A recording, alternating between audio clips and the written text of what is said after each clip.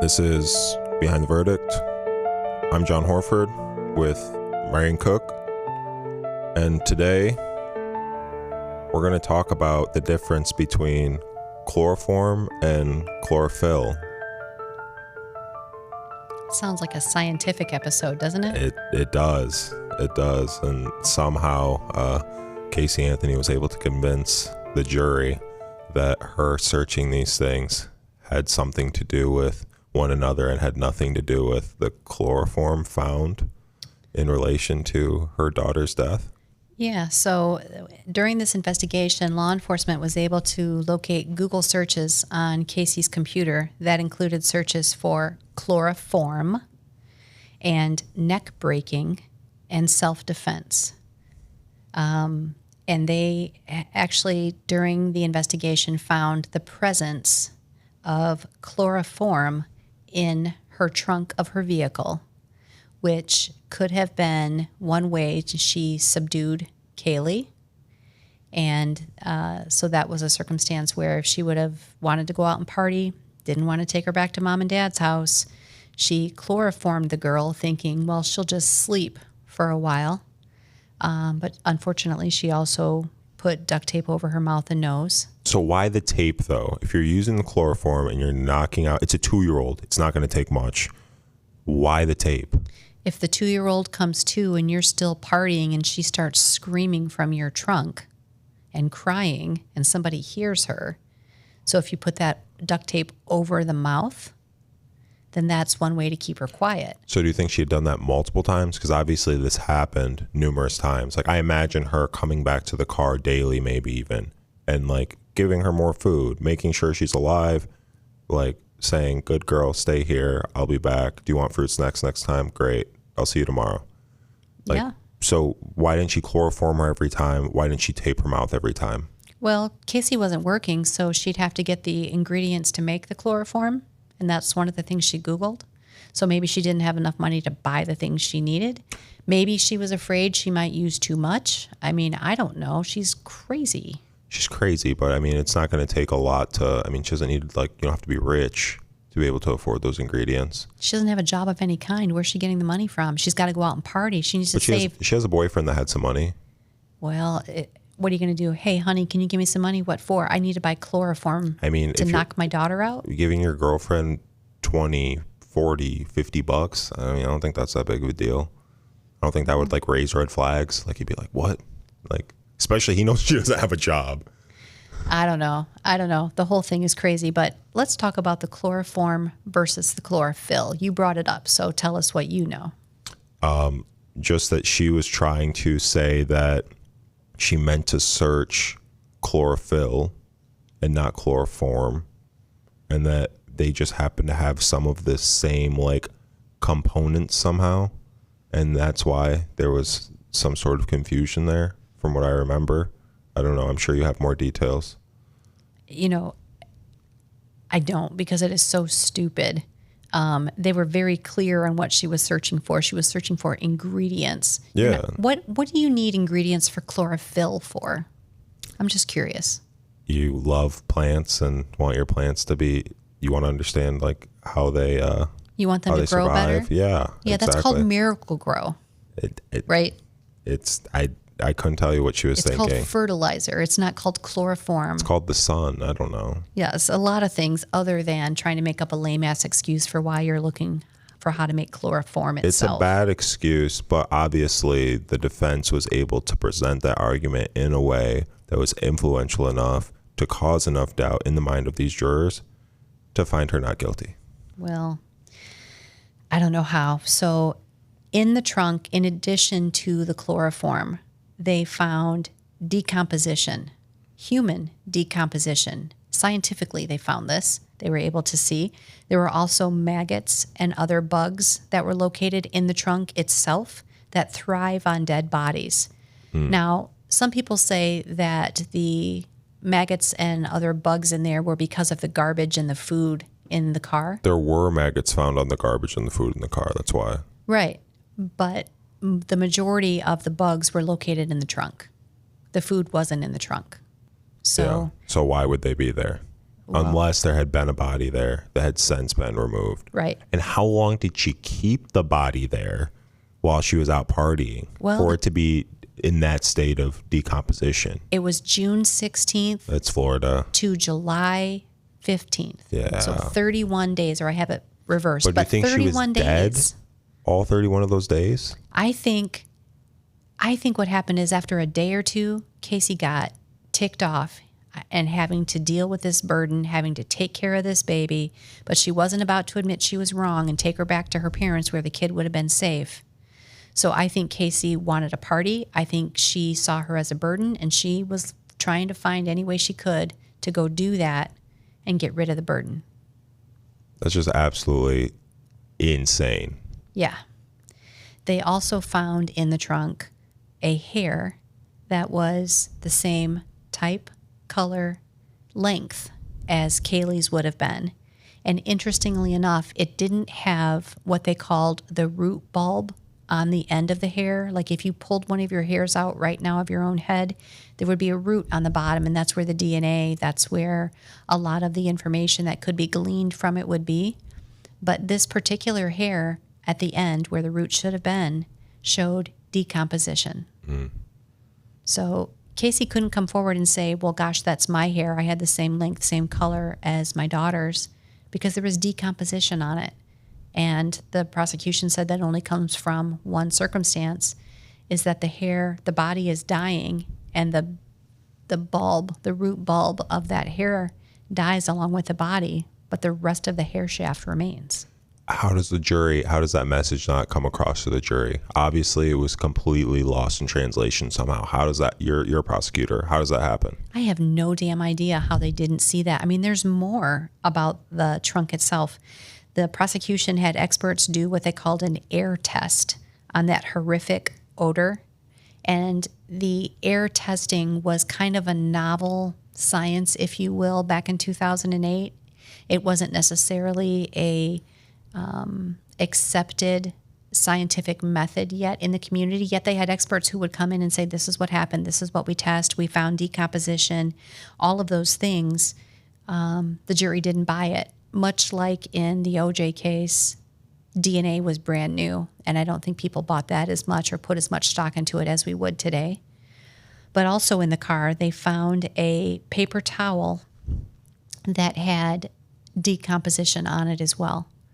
So my question is that what she put the chloroform on to knock out Casey, or to knock out Kaylee? I thought that they found chloroform on the towel. Did they not? I think they might have. Yeah. But it was found in the car, but it also had the decomposition on it as well. Yeah. So here's the other thing. You've got this car. It's your mom and dad's car. You're out partying. You killed your kid. You left the kid in the trunk. Now you got rid of the kid and you just abandoned the car. I mean, the car was abandoned in the same spot. It hadn't moved for 30 days. That's when it finally got towed. That's what triggered Cindy and George to try to find them, because they didn't know where they were. But why dump the body so close to the house? That makes absolutely no sense. She's not thinking clearly. I mean, she thought it was a swampy area. This is Florida. I don't know what kind of bugs or animals are out there. And quite honestly, there must have been animals out there, because when they did find the body in the laundry bag, parts of the body, other bones, were strewn about in that swamp area. So there were some animals that had gotten to that body. So is she just incredibly stupid? Yeah, I guess. And it makes no sense why to throw the body there, unless maybe she thought it would implicate her father. But that also doesn't make any sense, because her father is someone who's knowledgeable somewhat in this space, former law enforcement officer. That would be really dumb for him to get rid of the body there. It would be really dumb. And if, law enforcement were going to do that, certainly you wouldn't think they would do it basically near their own backyard. Yeah. But that's where she was found. I can't get past the point that Casey never called the police. Police aside, I'll never get over the fact that there were grandparents who wanted to watch after this baby and look after this child. And she just wouldn't let her parents watch the kid because she was that selfish. She was mad. She had something they wanted, and probably she wanted something from them, whether it was money or something else, who knows, because they seemed to foot the bill on everything back then. And she was what, 20 at the time? She was 21 or 22 when Kaylee went missing. Oh, was she? I thought she had the baby at like 18, 19. She had the baby at 19, and Kaylee was close to being 3. Gotcha. So Okay. 21-ish, 22, depending on when the birthdays are. Yeah. So let's talk about the defense's argument. Such bullshit. They're saying that Kaylee died in the pool at the house and that her dad, Casey's dad, George, covered it up. Yeah, so one of the documentaries I watched, and I don't know if it was one of the more recent ones where Casey Anthony speaks, and that's how they labeled it. But she said that she was in bed with Kaylee, and it was really early in the morning, and she was tired, and she fell back asleep, but Kaylee got up. Well, that's her responsibility as the parent to watch that child, and her responsibility when that kid gets up, you get up with it. But what she said happened was she got woken up by her dad. He was soaking wet, and he was carrying Kaylee's lifeless body and said, "Look at what you did." Another issue with that, or the first issue with that, she wasn't even living at the house at the time. She wasn't. Yeah. She wasn't living at the house at the time. For 31 days. Yes. Right. Correct. But all of a sudden she went home for a night. Right. And what? They knew this? Nobody was paying attention? If that child was gone for 31 days, those grandparents would have been doting on that child. Yes. And they probably would have been up early in the morning to get up with the kid because they had been getting up with the kid. Yes. So none of that makes any sense whatsoever. No. But the part that really just baffles me and doesn't seem to fit the pieces of the puzzle is Casey then accused her father, George, of sexually abusing her. And I want to say, I thought I read something too and remember something from one of the shows that she was afraid he was going to or was doing it to Kaylee as well. Yeah. I think that was at least implied. And that was the reason why, instead of calling the police after she drowned in the pool, like a rational human being would do, if that happened, which clearly didn't, that's why he got rid of the body instead, because there might have been some evidence that she had been sexually assaulted. Right. When you hear in the conversations that they had, like when she's in jail for those like 3 years, like they seem to be like very sweet conversations, and she's always, you know, saying that her dad is such a good dad and such a good grandpa and all of these things. And then all of a sudden, when it comes to, okay, well, I want to be free, she completely throws her dad under the bus and blames him for this entire thing. You know, do I think her parents covered for her stupidity as she was younger? Yeah, right? Like she gets pregnant and they said, have the baby, we'll help you. And they did. So they covered for that. That's normal. That's very normal. I was going to say, that's what most parents, yeah. Right? Yeah, it's very normal. Did they cover for her when she wanted to go out and party and leave the baby home with them? Yeah, they did. But I don't for a second believe that they covered up this child's death. Because when you hear that gut-wrenching 911 by Cindy, I mean, she is heartbroken. She's screaming. She called multiple times that day to report that her granddaughter was missing and her daughter won't tell them where she was. Yeah. And I don't think it got the response she wanted, which was law enforcement to come out to her house right now and basically, you know, figure out where this baby was. But when you hear her say, we haven't seen her, I'm scared, I'm afraid, whatever words she used, and it smelled like there was a damn dead body in my daughter's car, I don't think she had the intuition to know how spot on she was. Yeah, and she had even said that when she was giving testimony.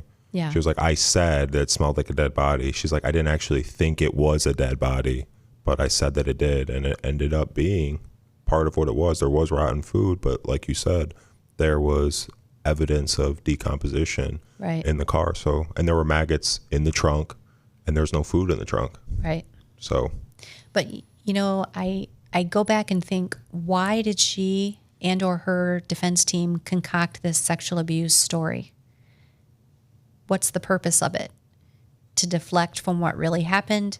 to shift the blame and the focus from her to her dad, right? I guess that's one thing. But I go back as a prosecutor to wondering, how the hell is that relevant to a murder? I think it's the pool. I think it's the pool theory. Like, if it was just a drowning, then you would just report it. But if it was a drowning and you had been sexually assaulting the child, then it gives the dad a reason, or the grandpa a reason, to get rid of the body. It's justification. But you know, one of the things about the pool, I went back and looked at that. This wasn't an in-ground pool in their backyard. It was an above-ground pool. And it was tall enough to where a 2-year-old standing next to it couldn't have jumped in, couldn't have fallen in, couldn't have There's no ladder. The ladder was inside the pool. Oh, so there's no way this 2-year-old got in. I don't see how. They didn't say there was anything, pushed up against it. She didn't pull like a lawn chair up or a wagon or, they said there was nothing else around the pool. So how did that kid get into that pool alone? They weren't there. They didn't go back home. She wasn't home for those days. They weren't staying at home for that night. They were never there. Right. They were never there. Right. During that period of time. So that's how. So, they focus on these grandparents. They throw George under the bus. They put him and Cindy through the ringer on all of this. And I think at some point, very recently, within the last year or two maybe, they wanted to clear their name. So I don't know if you saw this or you were aware of it, but George and Cindy did a special, if you will, a documentary of types, and he took a polygraph test live, asking, had he sexually abused Casey? Had he sexually abused Kaylee? Did he kill his granddaughter? Did he cover up the death of his granddaughter after she drowned in the pool? Mm-hmm. And his answers were very clear to the polygrapher. He was telling the truth. He was not involved. He didn't do those things. Yeah. But again, like you've said before, and I don't think he did those things either, but aren't polygraph tests, they're not admissible. Yes. But the pre and the post interviews are. Yeah. Right. I don't always think it is as accurate as a lot of people would like to think. Yes, exactly. But in this case, how do you disprove sexual abuse when there's only allegedly 2 people in the room? Right? Exactly. She says it did. He says it didn't. I think, the polygraph goes to that a little bit. But it also goes to he didn't have anything to do with the death or covering up the death. And I think that's a really big piece that we need to look at. Yeah. What major problems do you see with this case? Well, one of the other things the defense pointed out was that they had an expert come in to say that the chloroform residue could have been from the decaying garbage. How? Oh, they had a scientific analysis. Was it related to, I think it was related to like cleaning supplies? Or like, it's very common. They had made the argument that when you bring like groceries home, like where do you put your groceries? You put them in the trunk. Right. And there are lots of cleaning supplies that have chloroform in them. Yeah. So it's very likely that there are traces of that. And that was how they justified it. Yeah, because Casey seemed like a real person who was going to buy a lot of cleaning supplies. Come on. Well, when she's trying to create chloroform, which she searched. Yeah. So kind of. In this case. She literally searched, the ingredients. She did. So it makes sense in this case.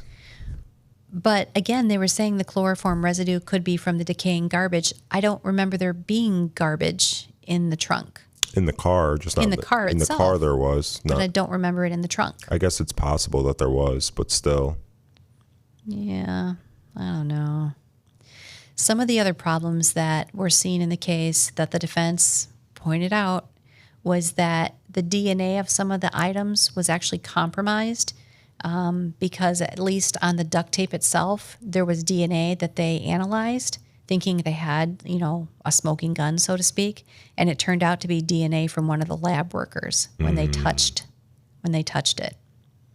So big mistake. Big mistake. So that was compromised. Yeah. And they couldn't prove the actual cause of death because the child had basically been in the woods from sometime in June all the way through December. And this isn't, like Michigan or any cold state. It's Florida. It's hotter than hell. It's humid. There are animals and bugs and all kinds of things in the swampy area. So they couldn't prove exactly how she died. But given the fact there was duct tape still attached to the skull and covering what would have been the mouth and the nose, they were able to say, yeah, it's a homicide. I mean, clearly the 2-year-old didn't put herself in that laundry bag wrapped in a blanket with duct tape across her face and throw herself in a swamp. Even if you can't prove that Casey did it, you know that she knew her daughter was missing Right. for a shockingly long period of time, and she did absolutely nothing to try to find this child. Or seek help to find this child. Yes. She didn't. It's either because she's a horrible, horrible, horrible mother, or she's a murderer, Or both. or both. I think it's both. Yes. In my opinion. But either way, it's just like, how do you just let that slide? I don't know. She's 2. She was 2. She was. And one of the other pieces that really stuck out for the defense to argue was that this case was all circumstantial. There was no direct evidence linking Casey to killing that little girl. But, we've talked about direct and circumstantial evidence on our show before. We've talked about it in prior podcasts. The law actually states that circumstantial evidence or a combination of direct and circumstantial, if believed, is enough to convict somebody. And there was a mountain of circumstantial evidence in this case that I just don't understand how they overlooked it. I don't. Yeah. I mean, that was literally how they convicted Scott Peterson. Right. Yeah. I mean, they didn't have direct evidence. No. It was all circumstantial. Right. And he's in prison for the rest of his life. And that's, in my opinion, where Casey probably should be too. Absolutely. But instead, she's TikTok famous and giving legal advice to people. I just don't get me started on that again. It irritates the shit out of me that she thinks she's a legal advocate. I understand where she's coming from. She's saying that she's somebody who was, her life was essentially ruined by the Murdering her daughter. The legal, yes, I agree. But she's saying my life was ruined by the legal system, and I'm here to advocate for people who have been unjustly accused of crimes that they did not commit, like me. Yeah, but when you say you're in the legal field, if I said that to you and you didn't know what I did for a living, take it apart that I'm not argumentative, right? And I'm not sassy. Yeah, of okay. course. But if I said I'm in the legal field, what does that lead you to believe? That you're a legal professional, that you went to law school. That I'm somehow actually have a job in the legal profession. You're a lawyer, profession. an attorney, a prosecutor, something. Right? Yeah. How does that give her the right to say she's in the legal field? She's a legal influencer. Bullshit. She's a legal influencer. She influences people on things related to the law. You don't have to have a degree for that. You just have to be able to get people interested in following and listening to you. Calling yourself an influencer, though, in the legal field and being in the legal field are kind of two different things. But if you're okay, I'm making myself laugh by this. But if you're taking legal advice from Casey Anthony, you're in a horrible place in your life, or you're just really dumb. Well, it's probably a little bit of both, to be honest with you. So, yeah. I think when the jury looked at this, only 11 hours after 6 weeks of trial just doesn't seem like enough to actually look at it. And again, I mentioned it earlier, but a couple jurors expressed regret for not finding her guilty of something to do with the murder. They should.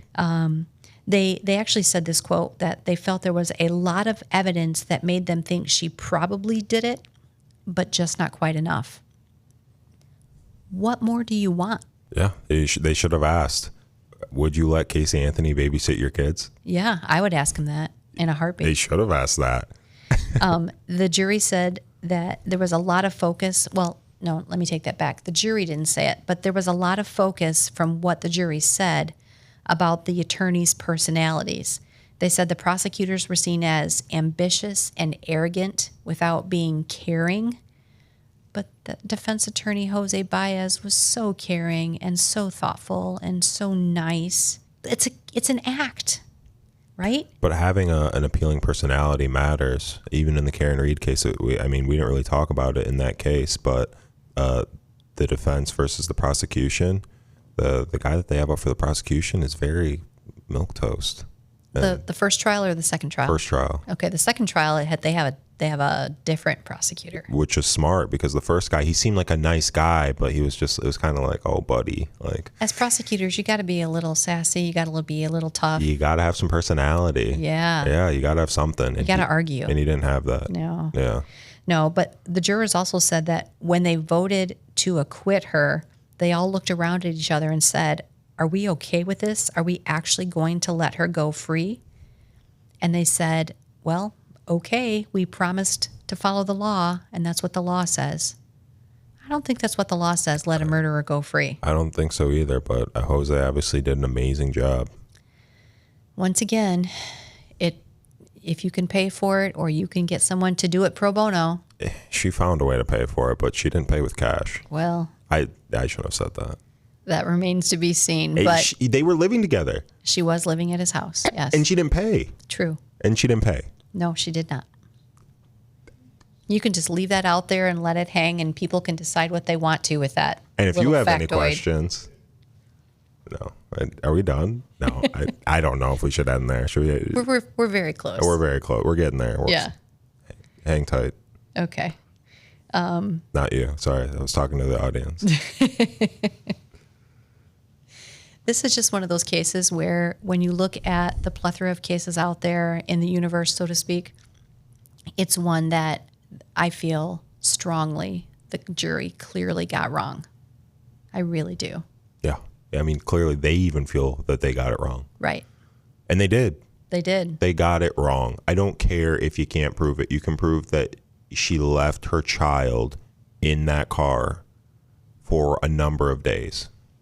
I don't care if she had nothing to do with she had something to do with the death indirectly.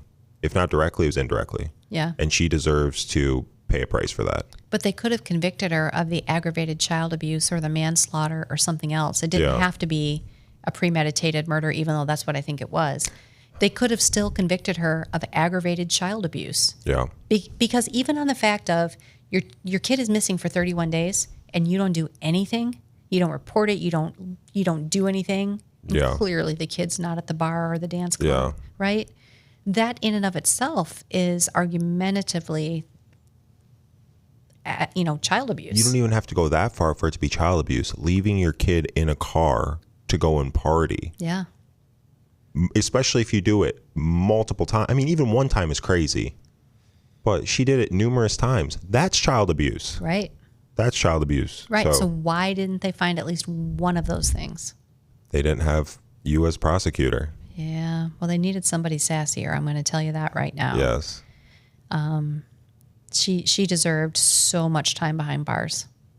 And that little girl Yeah. deserved such a better mother. And she got, 3 years? She got 4 years and She served 3 because she got off because of good behavior. good time. Yeah. That's what they call good time. Yeah. Yeah. Yeah. Good time. Yeah. I don't know if she's having a good time. She seems to be. She's making money as a legal advocate on TikTok. Is she really making money, though? Probably. If you get enough views and stuff, you can. You can monetize that. And she's probably getting a lot of views. Like, you got to get a lot. Last thought, though. Do you think her physical appearance played into this at all? She was a really good looking. I mean, we talked about it with other defendants before. She was really pretty. Do you think that played into any of this? I think it always does. Being attractive matters. Or unattractive. Like, there's like a weird beauty standard that we have. Like, good looking people aren't necessarily like evil. It's like, the monsters are always ugly. Yeah, that's true. And that's just not how the world works. It's not real, but people have that assumption, like, just baked into our subconscious. True. It's like all the fairy tales and all of that. It's the beautiful princess and the wicked witch. Right. I heard one time when the 50 Shades of Grey movies were first coming out. Uh-oh. No, just listen. Where are we going with this? That if that happened in real life, it would be somebody in a backwoods area in a trailer, and they would be convicted of multiple crimes, but because he was a good-looking billionaire, it was okay. Yeah. Yeah. Being attractive and having access to resources absolutely makes like certain behaviors okay to people. That's my point. Yeah. That's what happened here. That's what happened in OJ with the Dream Team, right? Yeah. Or in any other celebrity case where they got off. Yeah. But a lot of times it goes both ways. Like, the person is also accepting. I'm not saying in this case, but in a lot of those cases. It's if the person wasn't attractive and didn't have access to resources, the interest wouldn't be there. But because they have those things, those types of behaviors are seen as acceptable because they want the reward that they get for partaking in those types of behaviors. Yeah. At the expense of a 2-year-old's life. Two different things, but yes. Well, it's kind of not two different things. She wanted to party and go out and be single and do things. That was, getting attention and based upon her physical appearance and other things, right? Yeah. I mean, some of those photos, she's having the time of her life. Oh. Laughing and joking and carrying on. I mean, just partying. And you could have just taken the baby to your freaking parents' house and they would have watched her like they did numerous times before when you disappeared on them for days. Yeah. Or, maybe contacted the imaginary babysitter and had her babysit. There's an option too. There is. So, Casey Anthony, if you ever listen to this episode, well, I mean, nothing can happen, right? She can't be charged. No, double jeopardy. She was acquitted. Yes. So doesn't mean she was not guilty. She has to live with it. But I feel like she's delusional enough to believe that, she's the victim here somehow. So a lot of times when people commit crimes that are this horrible and heinous, they convince themselves that they weren't bad. There was a reason that somebody else did it. I mean, they can make themselves believe they weren't responsible. Casey, you were 100% responsible. Jesus Christ, do better. Ugh, she doesn't have any kids, does she? No? I don't think so. I hope not. I hope not, Don't have kids. Go get your tubes tied. Yeah. And if you have any questions. All right. No, where you actually want to end it? Yeah, that's okay. No, last thing. Go ahead. I don't remember now. Oh, sorry. That's okay. My apologies. That's all right. It was probably a good quote too. It was probably an amazing quote. Are you sure you don't want to try to recall it? Let me think for a second. Okay. All right. And remember, at the beginning of this episode, we talked about April being Child Abuse Awareness Month. If you see this happening in your area, if you hear about it, please, for the love of God, report it to someone. Children are our most important resources, and we need to take care of them. That's our job as parents, as people in the community, as humans. We need to make sure that this does not happen to another child. So please report it if you see things like this happening. We haven't talked about this since our earlier episodes, but what's the best way for people to report something like this? You can contact law enforcement. You can contact the Department of Health and Human Services. Most people think of it as Child Protective Services or CPS. Contact them, law enforcement. Contact anybody, a prosecutor's office, anybody that might be involved. Please reach out. Children Advocacy Center? Yes. Children's advocacy centers can point you to the right direction as well, and they can get services for that child. Yep. It's just because some people are hesitant to reach out to law enforcement, so I just want to give people options. If they reach out to the Department of Health and Human Services, they can do so anonymously. They can call. It's actually a number called Centralized Intake. It's a 1-800 number. If you Google it, Centralized Intake in Michigan, it will come up with a 1-800 number you can call and make an anonymous report of child abuse. Just be very detailed because you want to make sure that law enforcement and the officials at CPS have enough to go on.